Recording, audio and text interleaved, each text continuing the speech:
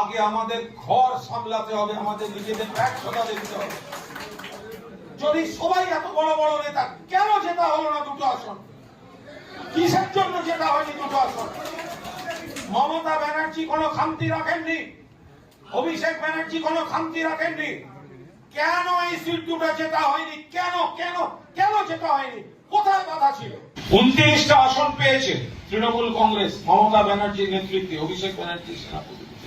13 জন রাজ্যসভায়, 42 জন ভারতবর্ষের সংসদে, 29 জন লোকসভায়। একটা আত্মসমালোচনার জায়গা আছে। 21শে জুলাইয়ের পর আমরা সবাই আলাদা আলাদা আলাদা আলাদা বসে কোথাও একটা সিদ্ধান্তে পৌঁছতে হবে। মাননীয় মুখ্যমন্ত্রী মমতা বন্দ্যোপাধ্যায়ের নেতৃত্বে, অভিষেক বন্দ্যোপাধ্যায় সেনাপতিত্বে 29টা কেন্দ্রে সবুজ আবির উড়ল। পূর্ব মেদিনীপুরের তমলুকার কাঁথি, এটা কিন্তু আমার কাছেও একটা আফসোস।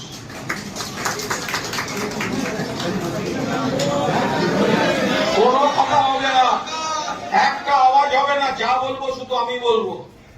অন্য যার বলার ঠিক ফোরাম তৈরি হবে, সেখানে আলোচনা হবে। এর বাইরে কোনো হাততালিও পড়বে না, কোনো কমেন্ট হবে না। পঞ্চায়েত নির্বাচন পর্যন্ত আমরা চেষ্টা করেছি সবাই, লোকসভা নির্বাচনও সুদক্ষভাবে চেষ্টা হয়েছে, কিন্তু আমাদের আত্মসমালোচনার জায়গা আছে। পূর্ব মেদিনীপুর একটা ঐতিহ্যশালী জায়গা।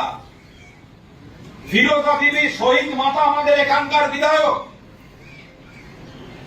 পূর্ব মেদিনীপুর, এপাশে তমলুক, ওপাশে কাঁথি। আমি ব্যক্তিগতভাবে মনে করি দুটো আসনই এবার আমাদের জেতা উচিত ছিল। আমি আবার বলছি, শুভেন্দু অধিকারী আমাদের সঙ্গে বিশ্বাসঘাতকতা করে গেছেন, তার সমালোচনা আমরা করি।